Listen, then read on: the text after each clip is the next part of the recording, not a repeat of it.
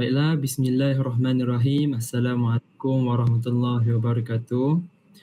Pertama sekali saya ingin ucapkan terima kasih kepada semua yang menyertai Google Meet kita pada malam ini dan juga kepada para pendengar dan penonton yang sedang menonton perkongsian inovasi KPPB yang telah kami lakukan ini. Baiklah, sebelum kita mulakan perkongsian inovasi KPPB, kita akan berkenalan dengan saudara kita iaitu Muhammad Luqman Hakim bin Ali. Persilakan.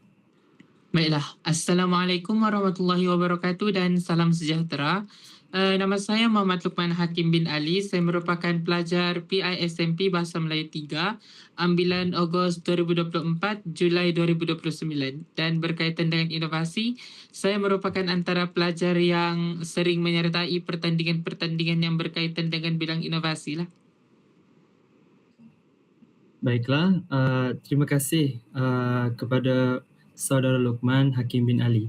Dan tanpa kita melengahkan masa lagi, kita akan teruskan dengan temu bual yang akan dilakukan. Baiklah, bagi soalan pertama daripada saya ialah apakah inovasi yang Luqman telah buat ataupun inovasi-inovasi yang pernah Luqman hasilkan? Baiklah, berkaitan dengan apa inovasi yang telah saya hasilkan, saya mempunyai 3 inovasi yang telah saya hasilkan sepanjang saya berada di IPG Kampus Keningau. Yang pertama, pada tahun 2025, saya telah menghasilkan inovasi Virtual Educatrip yang berkaitan dengan subjek sejarah yang menerapkan aspek PAK 21 dan juga penggunaan digital lah, di mana saya akan menggunakan aplikasi Nearpod. Dan seterusnya untuk inovasi yang kedua, saya telah menghasilkan portal iGanda iaitu pada tahun 2026. Portal tersebut menerapkan 2 aspek iaitu aspek digital dan juga fizikal. Dan dalam inovasi tersebut juga terdapat unsur-unsur gamifikasi dan pelbagai perisian lah. Dan yang terakhir iaitu inovasi EmoFlip AR, di mana saya akan menggunakan aplikasi AR, Augmented Reality, dalam penghasilan buku yang berkaitan dengan emosi, iaitu berkaitan dengan subjek pendidikan kesihatan tahun 1 lah.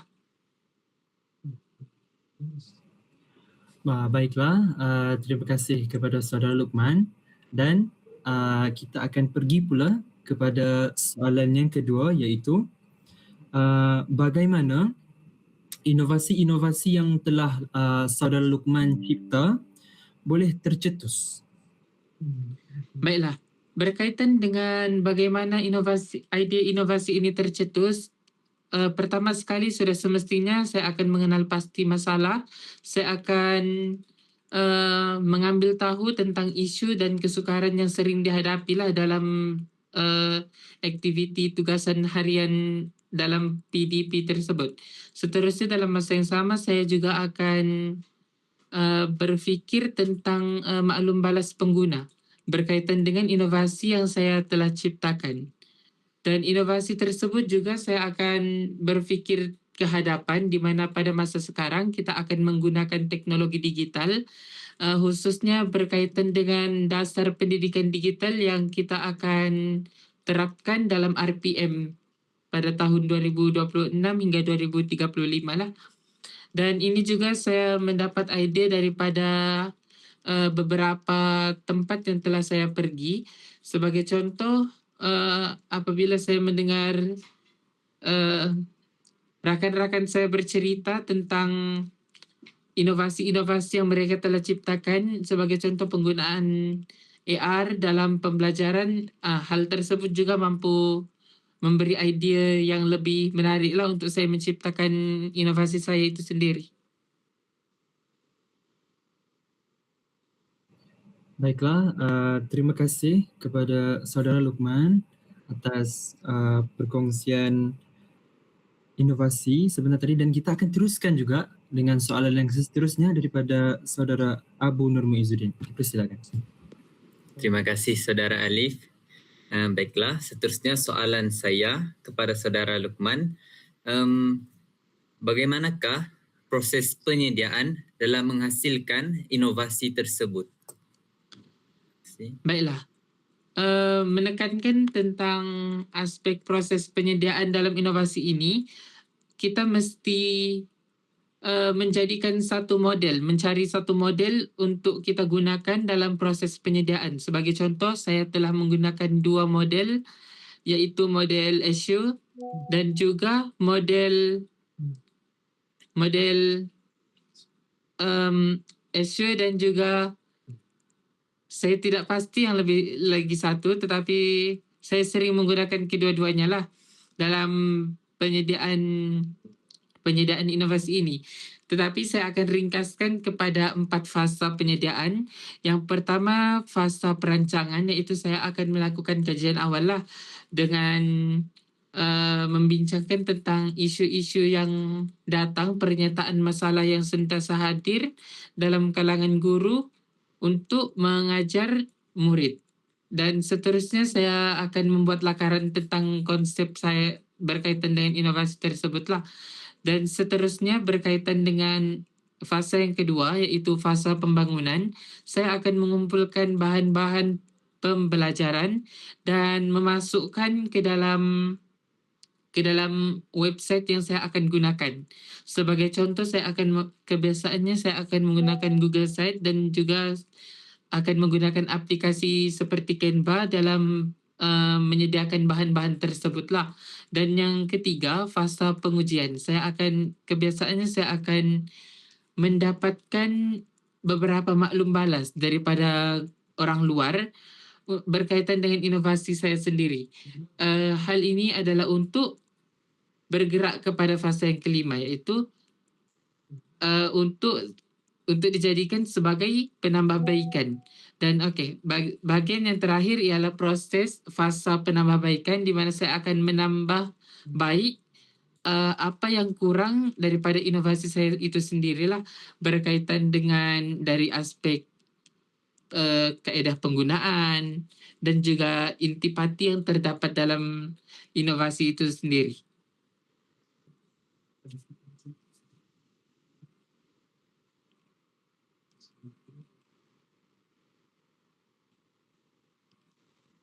Baiklah, terima kasih atas jawapan yang diberikan, dan kita akan teruskan kepada soalan yang seterusnya, iaitu daripada saudara Jester. Baik, terima kasih saudara Alif.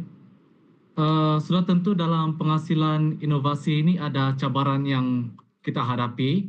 Oleh itu saya ingin bertanya, bolehkah saudara Luqman kongsikan beberapa cabaran yang saudara hadapi dalam penghasilan inovasi-inovasi ini? Baiklah, sudah semestinya perkara ini bukan mudah untuk dihasilkan. Ia mesti mempunyai beberapa cabaran yang akan dihadapilah. Sebagai contoh, saya sendiri dalam penghasilan inovasi EmoFlip AR, saya mengalami kekangan sumber dari aspek penggunaan website itu sendiri. Sebagai contoh, apabila saya ingin menciptakan augmented AR itu sendiri, saya akan mengalami kesukaran akibat penggunaan seperti biasa saja, dan perlu subscribe untuk bergerak kepada yang lebih baik, yaitu Pro. Di mana website itu sendiri hanya menyediakan limitasi, yaitu sebanyak 2 kali percobaan saja. Jadi di sini saya boleh katakan itu merupakan antara cabaran yang saya hadapilah. Seterusnya berkaitan dengan masa yang diperuntukkan untuk saya mendapatkan data-data.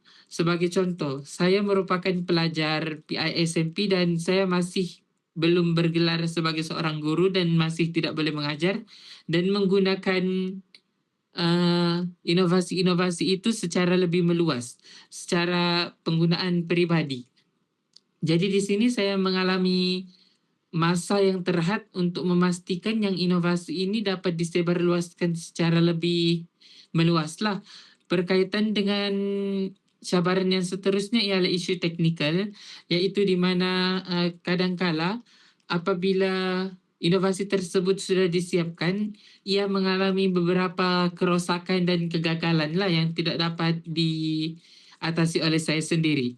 Dalam masa yang sama, saya juga mengalami kekurangan kepakaran dalam beberapa aspek. Sebagai contoh, aspek digital itu sendiri, saya masih dalam fasa pembelajaran, dan juga dalam penciptaan inovasi, saya masih dalam fasa pembelajaran untuk mendapatkan bagaimana mewujudkan satu inovasi yang lebih memberi impak kepada, bukan kepada negara kita sendiri saja, tetapi kepada orang luar.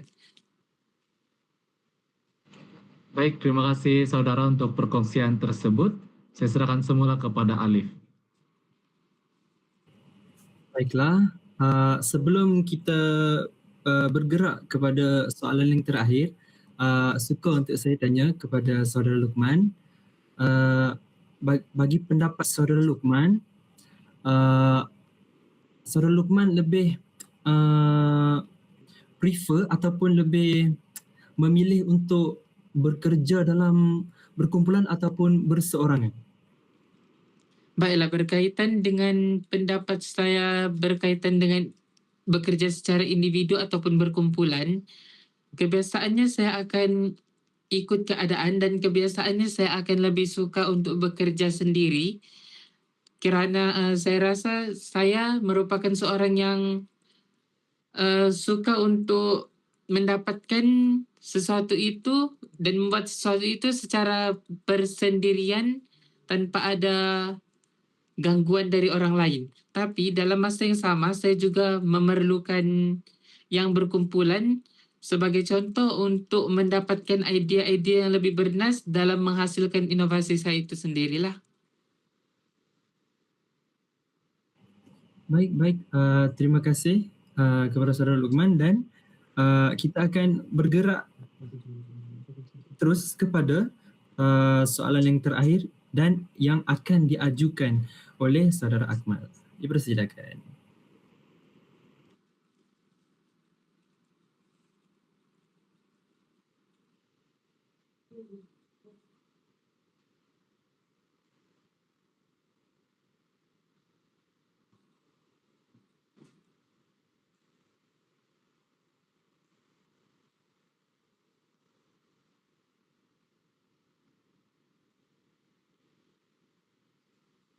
Mungkin saudara Akmal mengalami gangguan teknikal. Mungkin saya boleh teruskan soalan. Baik, terima kasih. Oke, untuk soalan yang terakhir, boleh berikan kebaikan atau impak inovasi yang sudah saudara cipta? Baiklah. Menyentuh kepada kebaikan atau impak yang boleh didapati daripada inovasi yang telah saya cipta, yang pertama sekali, sudah semestinya ia menjimatkan masa. Sebagai contoh, untuk inovasi portal iGanda, kita tidak perlu, ibu bapa, guru-guru tidak perlu menyiapkan satu kerja dalam masa yang mengambil masa yang sangat lama. Sebagai contoh, ibu bapa dan guru-guru boleh menggalakkan murid-murid menggunakan aplikasi gamifikasi yang terdapat dalam portal itu sendiri. Dan ia mampu mempercepatkan proses penilaian lah dalam kalangan murid. Seterusnya, ia juga mampu mengurangkan kos. Sebagai contoh, untuk inovasi, ketiga-tiga inovasi. Baiklah. Di sini saya akan menyentuh dua inovasi saja yang lebih kepada mengurangkan kos. Yang pertama, virtual educatrip, dan yang kedua, portal iGanda. Untuk virtual educatrip, ia mampu menjimatkan kos perbelanjaan, di mana kebanyakan murid tidak perlu berada di tempat tersebut untuk merasakan satu hal, merasakan apa yang ada di tempat tersebut. Tetapi mereka boleh menggunakan AR itu sendiri untuk merasakan apa yang ada di tempat itu. Dan untuk portal iGanda, murid-murid hanya perlu mengakses secara digital di mana mereka akan mendapatkan nota dan juga gamifikasi yang terdapat dalam portal tersebut. Seterusnya, hal ini juga dia lebih mesra alam. Sebagai contoh, dengan adanya inovasi yang berunsurkan digital, ia mampu mengurangkan penggunaan seperti plastik dan kertas. Hal ini juga mampu meminimumkanlah sisa buangan. Dan yang terakhir sekali, berkaitan dengan penyelarasan dan kesesuaian penggunaan dalam jangka masa akan datang. Seperti yang kita ketahui pada masa kini, guru-guru, ibu bapa dan juga murid-murid lebih terdedah dalam penggunaan digital. Dan inovasi-inovasi yang berunsurkan digital ini mampu memberi impak yang positif kepada mereka dalam melanjutkan pembelajaran secara penggunaan teknologi sahajalah. Itu saja.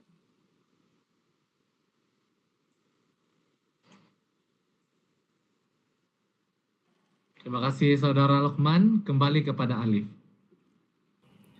Baiklah, sebelum kita menamatkan sesi temu bual kita pada malam ini, saya ada satu soalan tambahan kepada Saudara Luqman. Baiklah, soalannya, apakah nasihat ataupun nasihatlah yang Luqman boleh bagi kepada masyarakat di luar sana untuk menghasilkan inovasi-inovasi yang boleh digunakan dalam PDPC? Baiklah. Nasihat saya kepada masyarakat-masyarakat di luar sana berkaitan dengan inovasi PDPC ini, bagi saya inovasi PDPC ini merupakan satu hal yang penting. Hal ini dia mampu meningkatkan motivasi dan minat murid. Oleh itu, pihak masyarakat luar perlu berganding bahu dalam menyebarluaskanlah inovasi-inovasi yang telah dicipta. Dalam masa yang sama, masyarakat luar perlu memberi satu galakan yang lebih meluas kepada golongan-golongan yang berminat untuk menyertai inovasi-inovasi. Sebagai contoh, mereka boleh pihak masyarakat luar ini perlu menghasilkan pelbagai jenis program. Sebagai contoh, program pemantapan inovasi, pertandingan inovasi dan lain-lain. Jadi di sini kita dapat lihat dengan lebih jauh dan kita dapat mencari pelbagai banyak bakat yang mampu membawa inovasi-inovasi mereka ke luar negara dan membawa nama Malaysia ni hingga ke persada dunia lah. Baiklah, terima kasih kepada Saudara Luqman atas perkongsiannya berkenaan inovasi KPPB, inovasi PDPC yang beliau telah hasilkan. Baiklah, dengan itu temu bual kita akan berakhir di sini sahaja. Tetapi sebelum itu saya ingin ucapkan terima kasih kepada Saudara Luqman Hakim bin Ali atas kesudian bersama-sama dengan kita untuk memberikan ataupun berkongsi ilmu-ilmu ataupun pengalaman beliau dalam menghasilkan inovasi PDPC. Dan juga tidak dilupakan kepada para penonton yang setia mendengar daripada awal hingga akhir. Dan akhir kalam daripada saya, wabillahi taufiq wal hidayah. Wassalamualaikum warahmatullahi wabarakatuh. Waalaikumsalam.